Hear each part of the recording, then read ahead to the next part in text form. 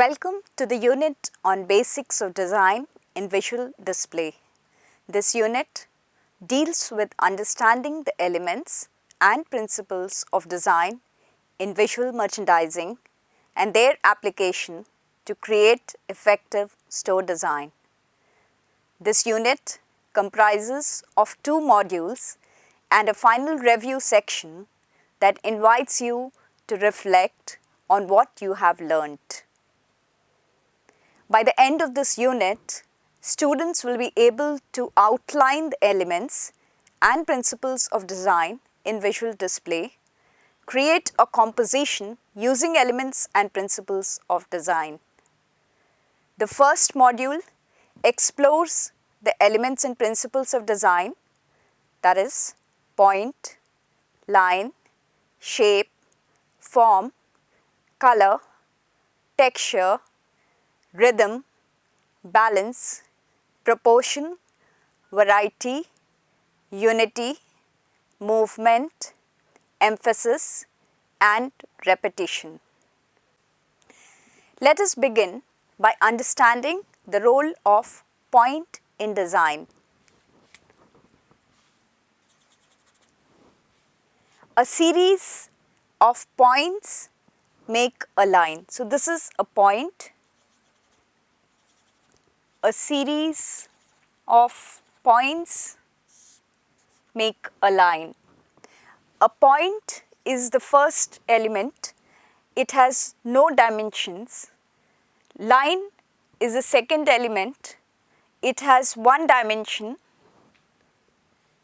There are different types of lines: vertical lines, horizontal lines, diagonal lines, and each has a different meaning. Vertical line means strength, height, pride, majesty, and dignity. For example, as you can see in the image, mannequin standing erect adds stature and class to the garment.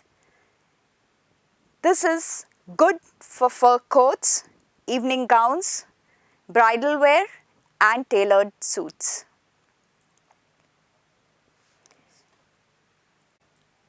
Horizontal line means easy going, restful, peaceful, and calm. For example, reclining mannequin, relaxed, compatible with robe, loungewear, or nightwear. It makes an object look wider or sometimes shorter. So, when you are doing a garment, if you put horizontal lines, it makes you look stouter. It helps provide grace, charm, and femininity. Coming to the next type of lines, the diagonal lines talk of action, forceful, strong, and dynamic. For example, active sportswear mannequin often has all angles. The angles could be in the arms, akimbo, knees could be bent, head could be thrust back, and shoulders could be shrugging. A series of lines makes a shape. So, the first was a series of points make a line. Now, a series of lines make a shape. The smallest could be a triangle, it could be a hexagon or an octagon, and so forth. There are different types of shape, such as mechanical shape and organic shape. Mechanical shapes are geometric in nature. These shapes are called as mechanical shapes. Organic shapes are free-flowing. If a shape is like this, which is a free-flowing shape, it's called as an organic shape. The sheer form of the building in standalone stores could become an element of curiosity for the customer and thereby invite footfalls. As you can see in these two images, the sheer form is interesting and invites a customer into the store. These are photographs taken on a street in Tokyo. The next element of design is color. Color can become a point of attraction. As you can see in the image and can be explained here, that when you are trying to do color and color blocking, always the light color to the dark color and the light color to the dark color, the movement is this, if this is the eye level. The next of the element is texture. The texture of the wall defines the window as shown in the image. The texture plays an important role in design. It gives the look and feel of the product or the design space. Even when we go to the shops, we look at texture to purchase a merchandise. The next is principles of design, the first being rhythm. This picture here shows the use of rhythm in this store. Rhythm can also be shown by footsteps leading into the store, as you would have seen in certain stores, a series of footsteps. So if we have footsteps done as a series, they lead into the store. The first of the principles of design is rhythm. This picture shows the use of rhythm in this store. Rhythm can also be shown by footsteps leading into the store. If this is the store and this is the entrance to the store, suppose we draw a series of steps. They give us a direction that you are moving into the store. There could be more steps which lead onto the store.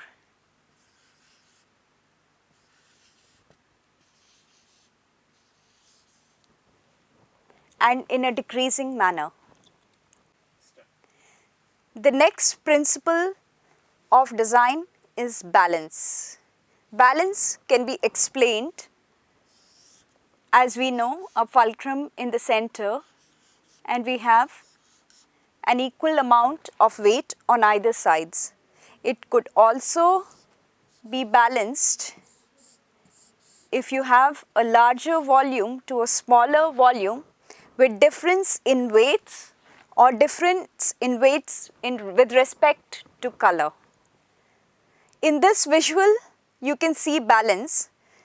Visual merchandising, which has been done at modern and rustic Asian furniture store. Balance is achieved here by placing lit balls at different heights at regular intervals. They are also of different shapes, yet balanced. Cut. The next of the principles of design is proportion.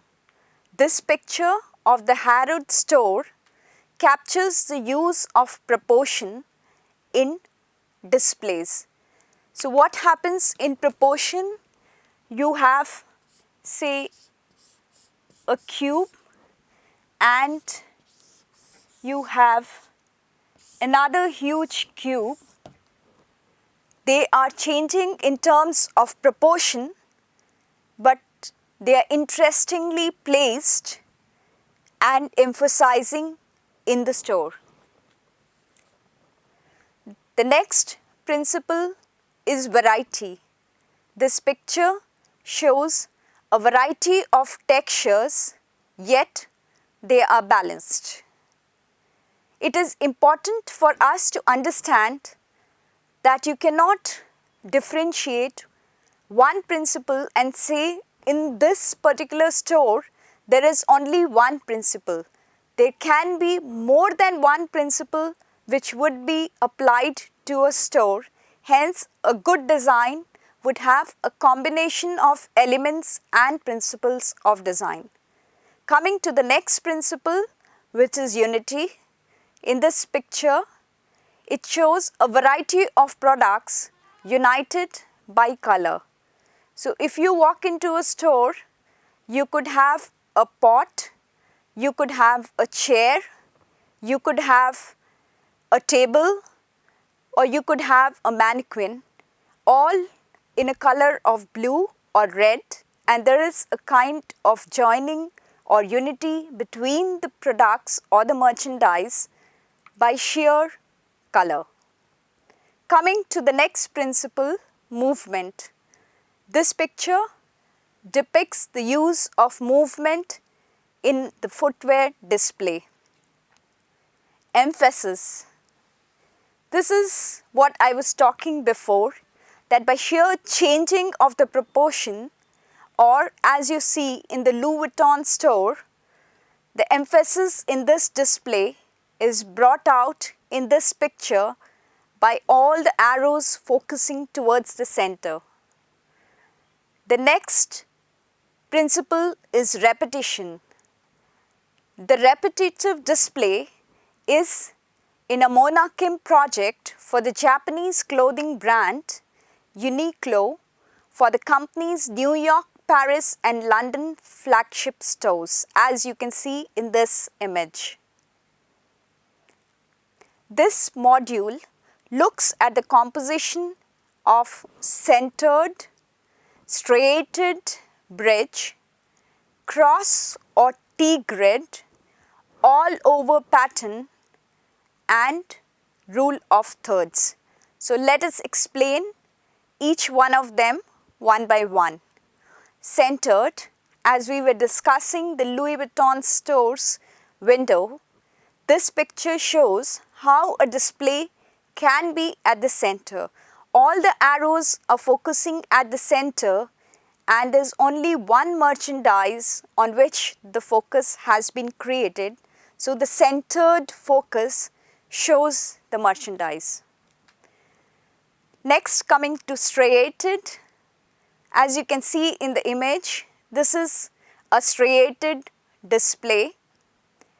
That means you have stripes on the display and that creates the emphasis on the window.